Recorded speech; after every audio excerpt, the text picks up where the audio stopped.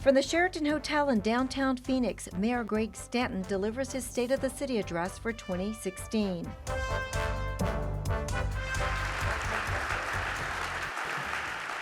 Thank you to the Greater Phoenix Chamber of Commerce for hosting us again today.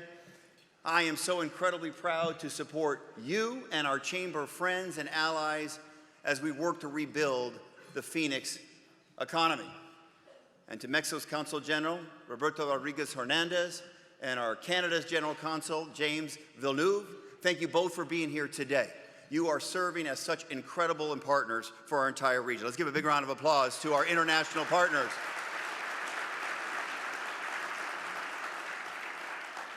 Ed Zerker, you have had one of the toughest jobs in Phoenix over the last 2.5 years, serving as the city's top administrator, trying to keep 9 elected officials happy. And you have the increasingly gray hair to prove it. Ed Zerker, thank you so much for what you do as our city manager.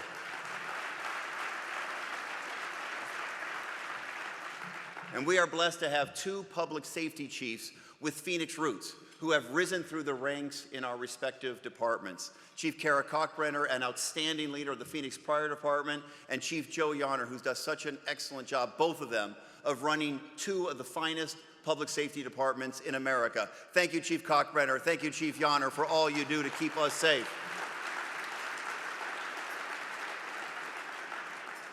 When I was sworn in as your mayor just more than 4 years ago, I had deep faith in our shared vision for the future and a strong sense of optimism of what we could accomplish.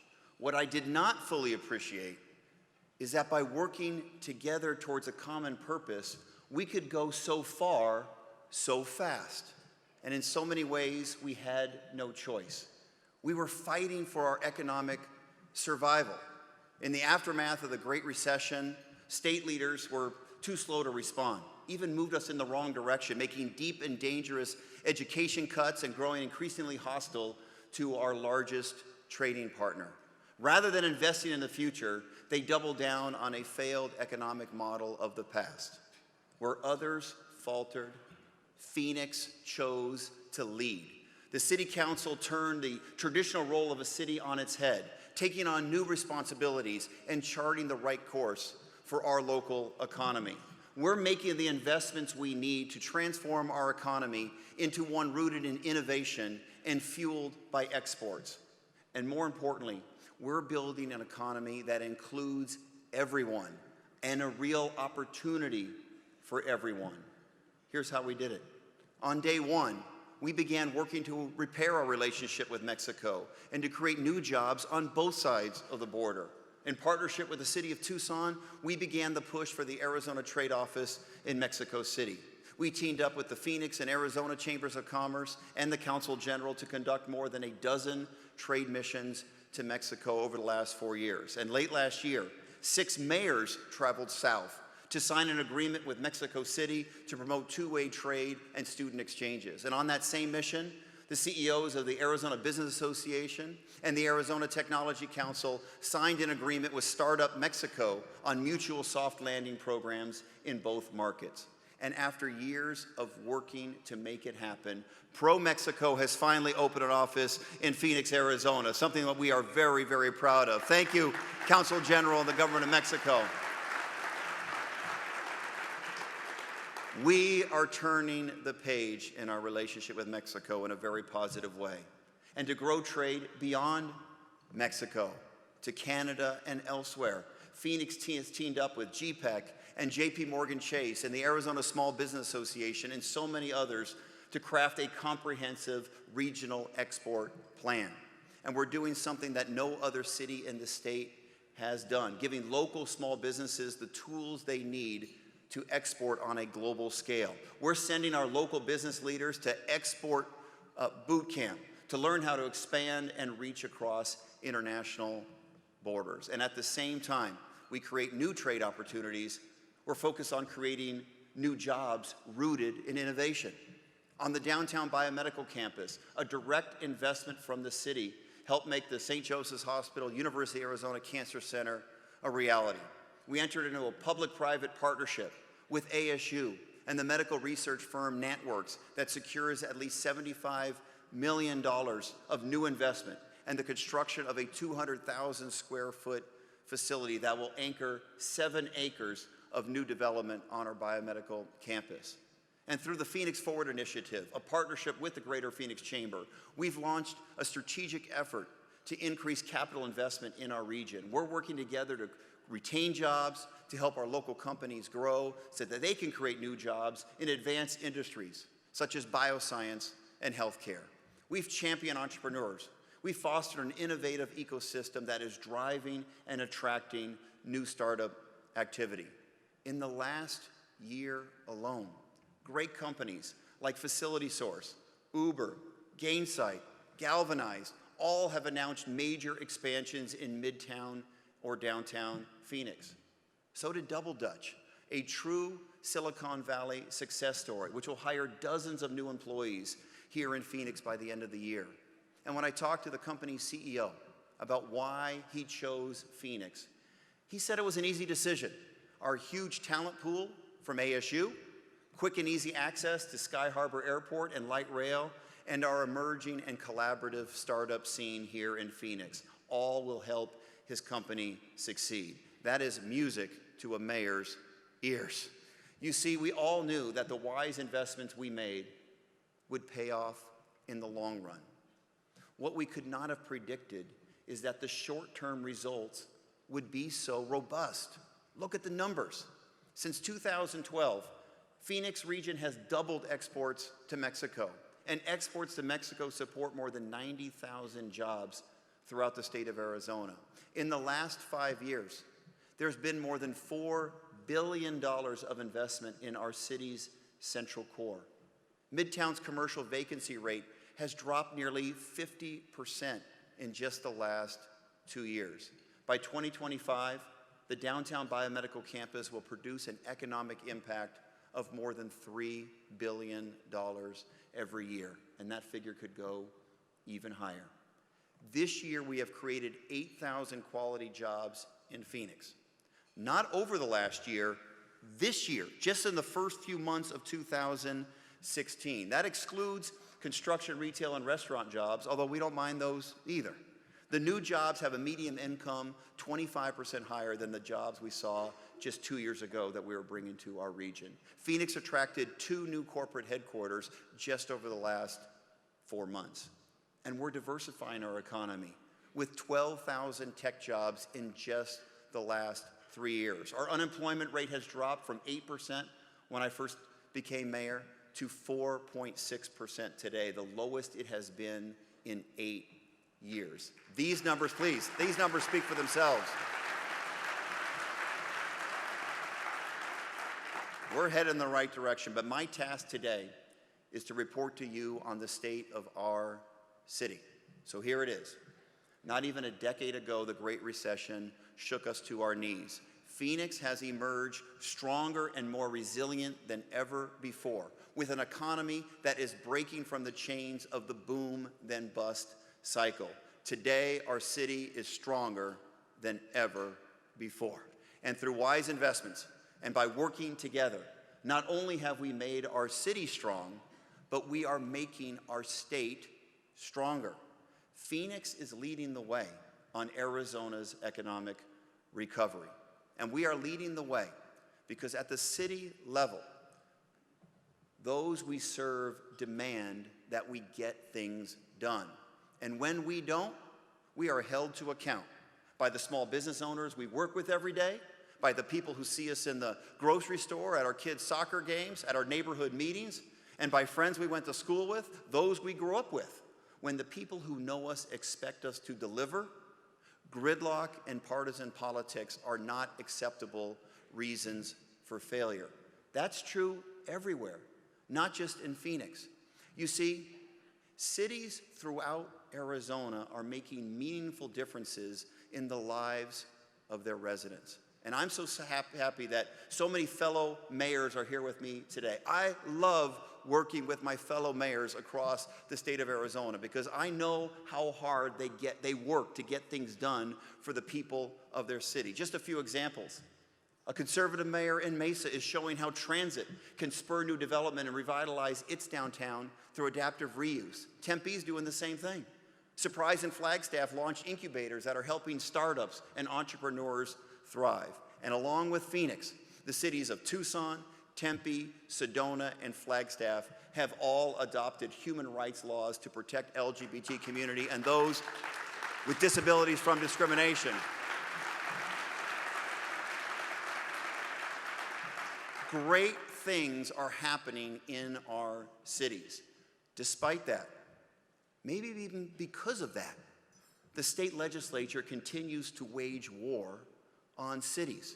Just a few weeks ago, the legislature passed a law that threatens to cut the revenue we need for police officers and firefighters if cities don't stay within the parameters of a narrow ideological box. Well, here's what I say to the legislators who voted for that bill. The city of Phoenix, we're not the problem. In fact, we're the solution. And instead of interfering with our progress, learn from us. We are leading on the economy, on human rights. Phoenix even has a better credit rating than the state of Arizona. Work with us, not against us.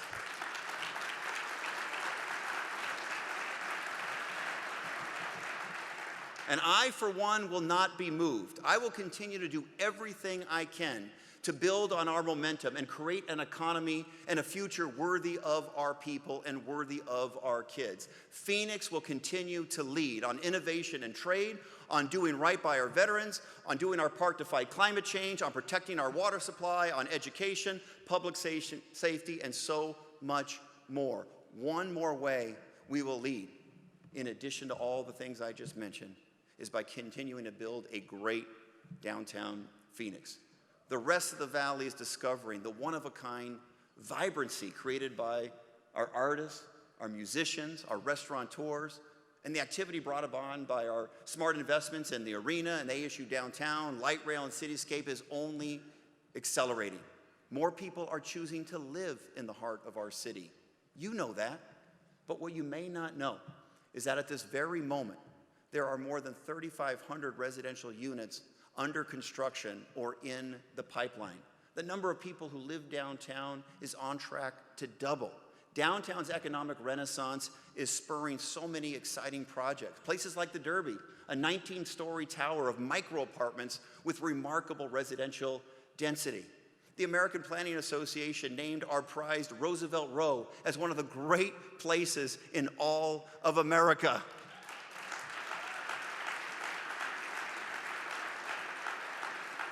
And one of the truest indications of downtown's livability is on its way, opening in 2018, a full-service Fry's grocery store right in the heart of downtown Phoenix. It's going to be great.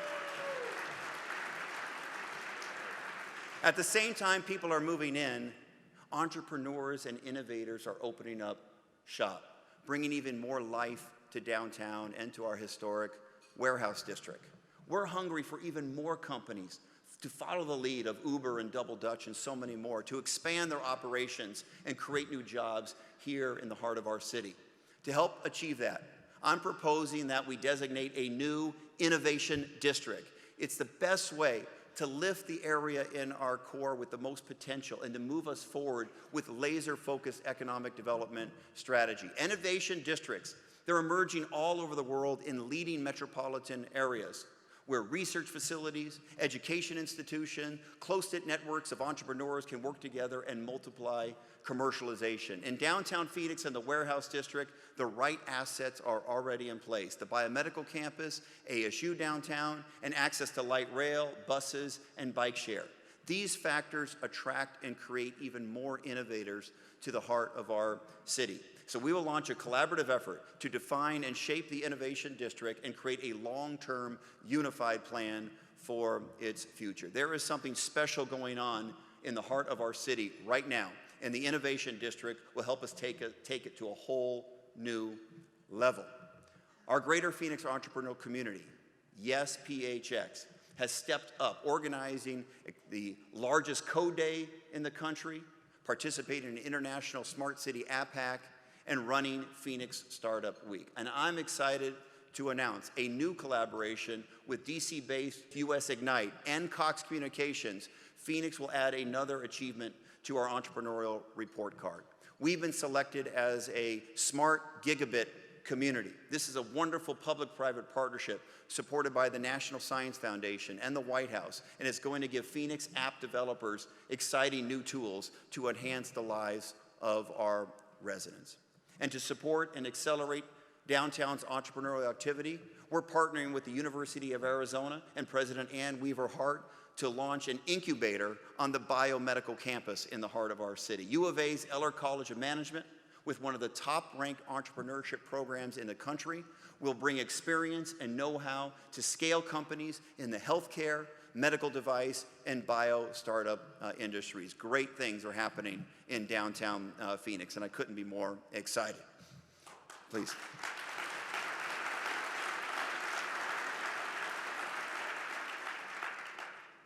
Three years ago, Phoenix won the race to end chronic homelessness among our veterans, an achievement that I and the City Council are incredibly proud of.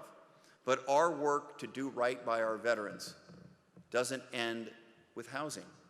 We're also focused on veteran hiring initiatives and giving veterans the tools they need to start new businesses. So thanks to support from Parallel Capital Partners and the Arizona Center, downtown Phoenix will soon be home to the Armory, the nation's first facility dedicated solely to providing services to veteran entrepreneurs.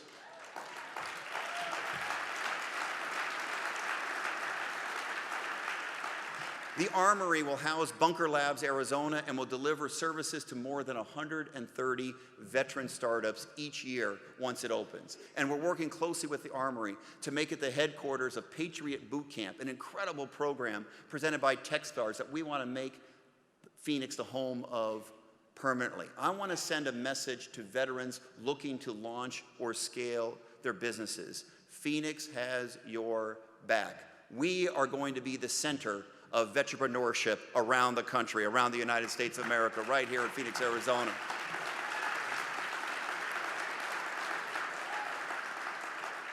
And as we grow the innovation sector and support entrepreneurs, we have to make sure our workforce is prepared for the changing economy. Remember, we need an economy that works for everyone. And in the new economy, where companies will hire more than 2.5 million employees that needed in math and science and engineering and technology jobs just in the next 5 years, skills matter just as much as degrees. Yet not enough of our workers have the skills they need for these jobs. We have to close the talent gap. Tech education giant Galvanize will help do just that. This year, Galvanize will bring web development and data science courses along with a venture capital fund to its brand new 122,000 square foot campus in our warehouse district. Companies know how great Galvanize graduates are. That's why they have a 97% placement rate with corporations. Already, Allstate Insurance is committed to sponsoring more than 150 students and hiring local graduates from the 24-week development program. Thank you, Galvanize. We are excited that you are here in the city of Phoenix.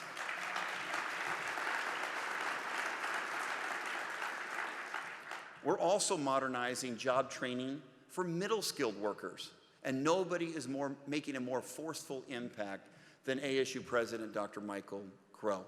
ASU is already the most innovative university in the entire country, and now Dr. Crow is leveraging the university's know-how to train this critical part of our local workforce.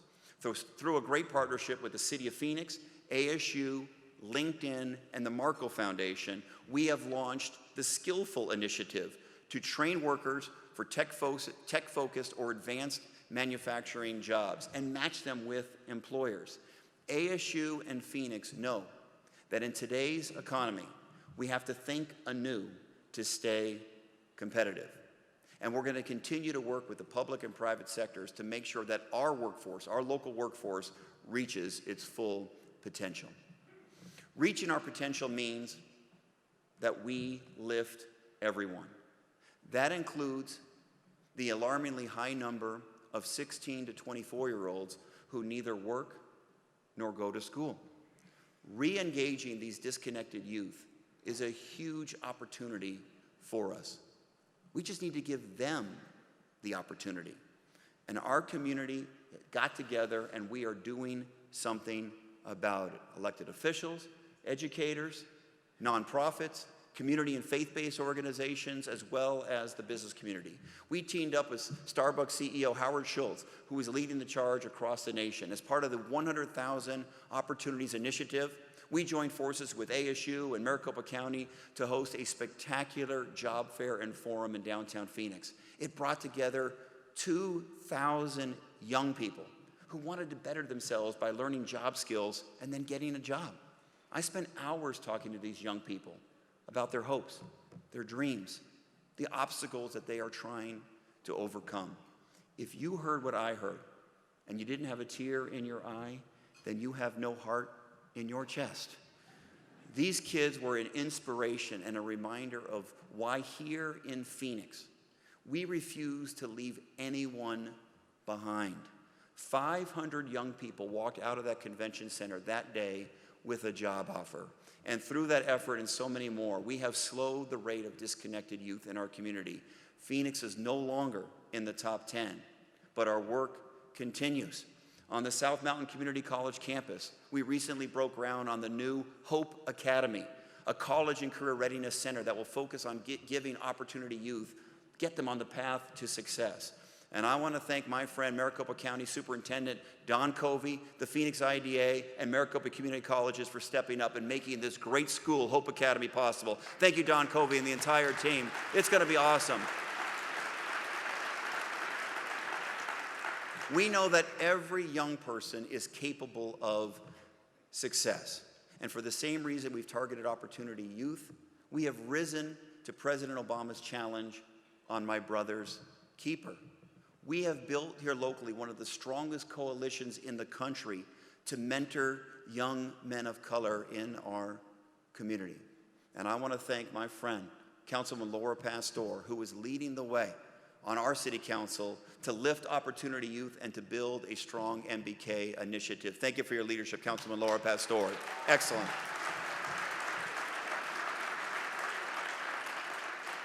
There is nothing more important to our economy than building an education system that prepares every child for success.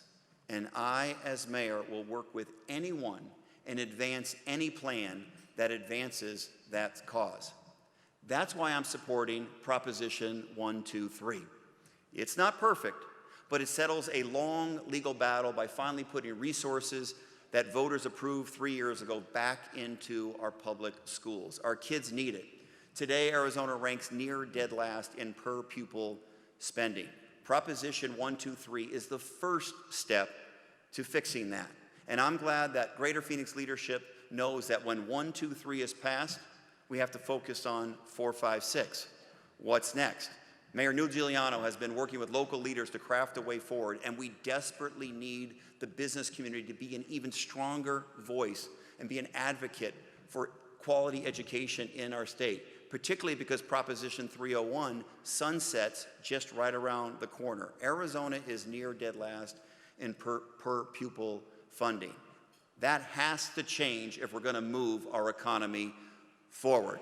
Thank you, Neil Giuliano, GPL, for taking on that important leadership role. We are fortunate to live in one of the most dynamic, attractive, livable cities on earth. Our friends across the country know this. Many of them are coming to join us. A great city is never finished, and we must prepare our infrastructure for the growth we know will happen. All across this country, cities are waking up to a frightening reality.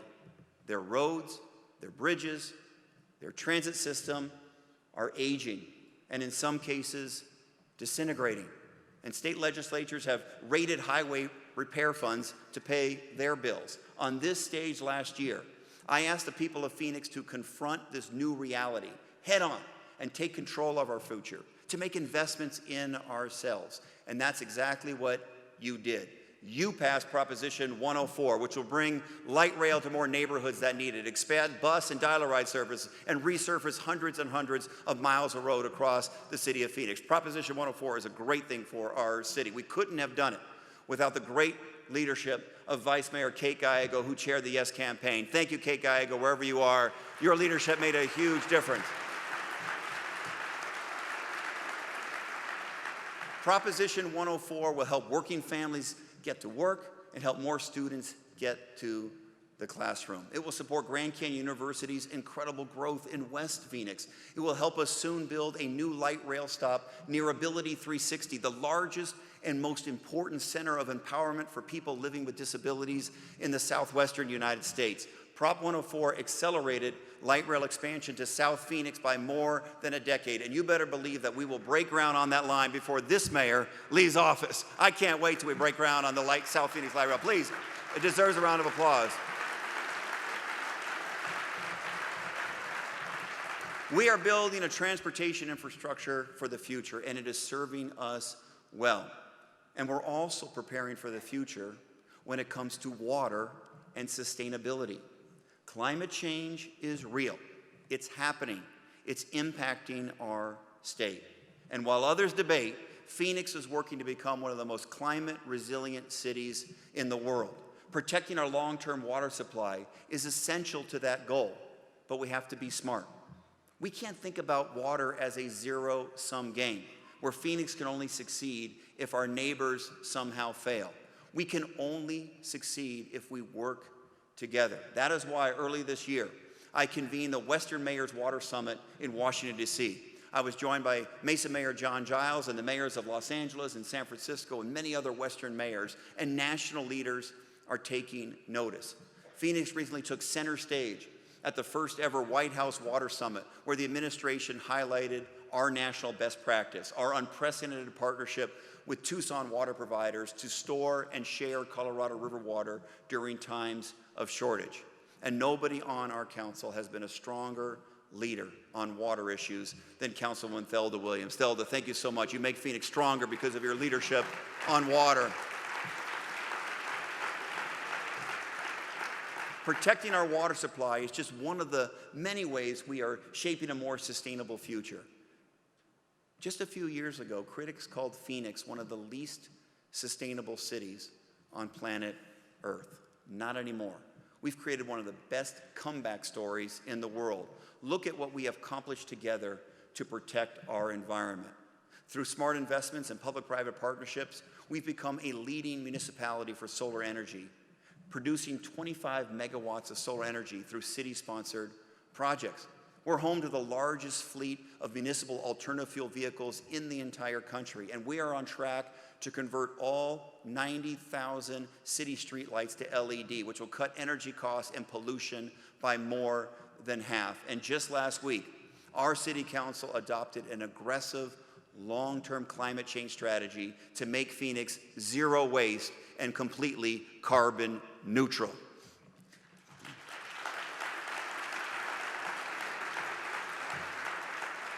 Just a few months ago, Phoenix was the first U.S. city to be invited to be a part of the prestigious Ellen MacArthur Foundation's Circular Economy 100. And in this June, I'll represent our city in Beijing for the second U.S.-China Climate Summit, where U.S. and Chinese mayors will work together towards climate change solutions. I understand, and this council understands, that when it comes to sustainability, cities across the country and the globe have to lead.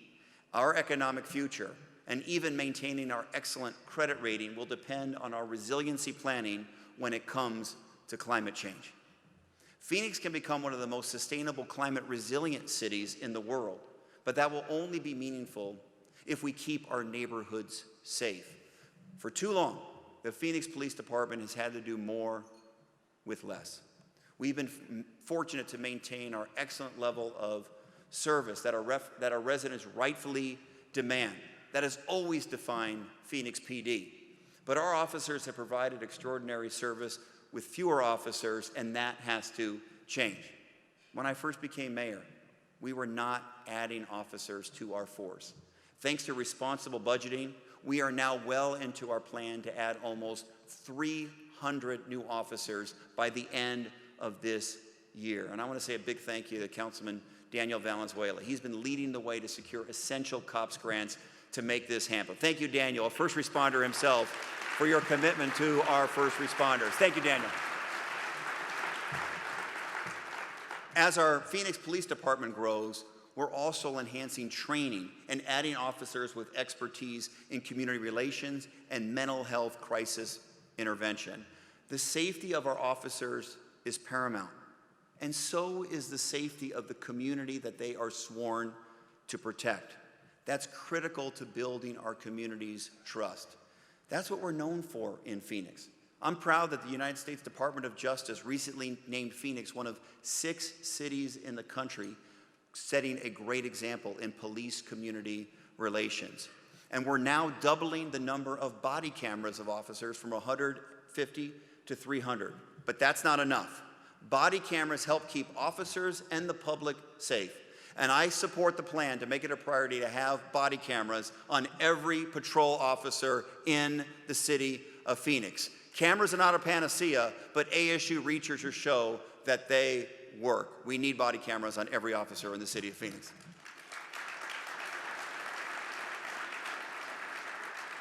We have moved the needle time and time again, pushing forward with smart decisions, not afraid to make tough ones. By working with business leaders and labor groups, we have reformed and stabilized the city's retirement system, curbing pension spiking, saving taxpayers $1.1 billion over the next 23 years. And through the hard work of our Innovation and Efficiency Task Force, we saved another $100 million. It could not have been done without the leadership of Councilman Bill Gates. And Bill, we are going to miss you on our city council. Good luck in your next endeavor, friend. Thank you, Bill Gates.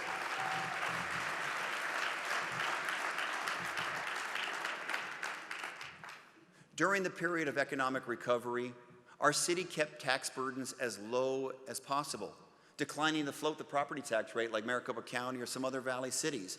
That decision saved Phoenix residents more than $220 million on their tax bill over the last 6 years.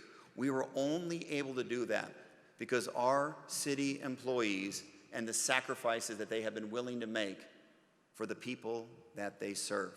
They have done more with less. There are 2,600 fewer city employees than just 8 years ago. And today we have the smallest per capita workforce since 1970. On top of that, city employees accepted pay cuts to make it possible to preserve services that our residents value. I, as mayor, owe a huge thank you to our city employees for their sacrifice. It often goes unnoticed, and by some, unappreciated. But I talk to people every day who tell me how proud they are to live in Phoenix, to work in Phoenix, and our success would not be possible without those who serve us every single day. Thank you, City of Phoenix employees, for the great work you do for the people of this community.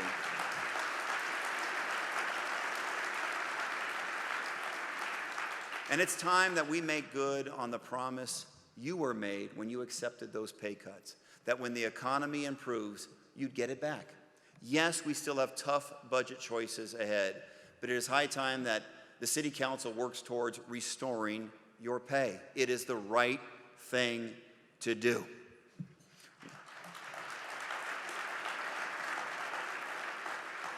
We've made difficult decisions, and there are more on the horizon, including the future of professional sports in downtown Phoenix. I grew up in Phoenix in the 70s and 80s, which is to say I grew up a Suns fan, Madhouse on McDowell.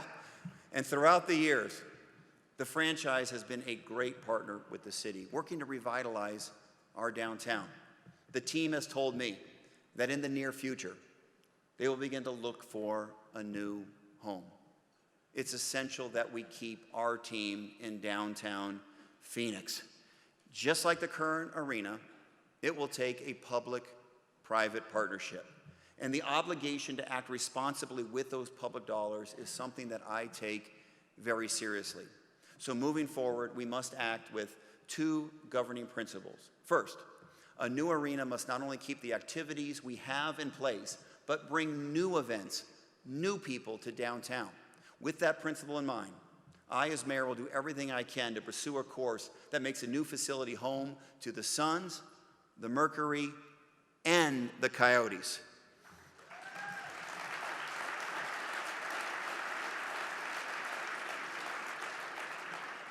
Building 2 new sports arenas in our region doesn't make fiscal or common sense. And the second principle, I will absolutely not raise taxes for a new arena. Any plan for a new venue must only use the existing sports facilities fund.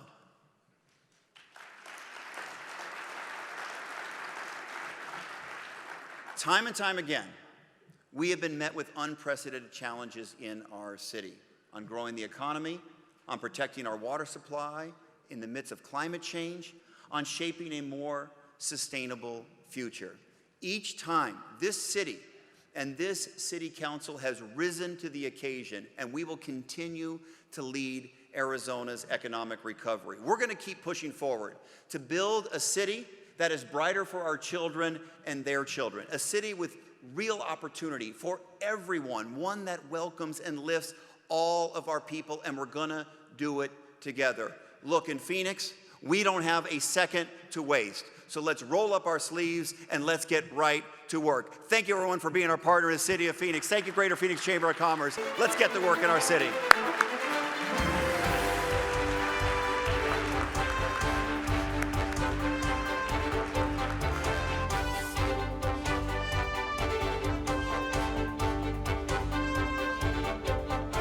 You've been watching the 2016 State of the City Address by Mayor Greg Stanton.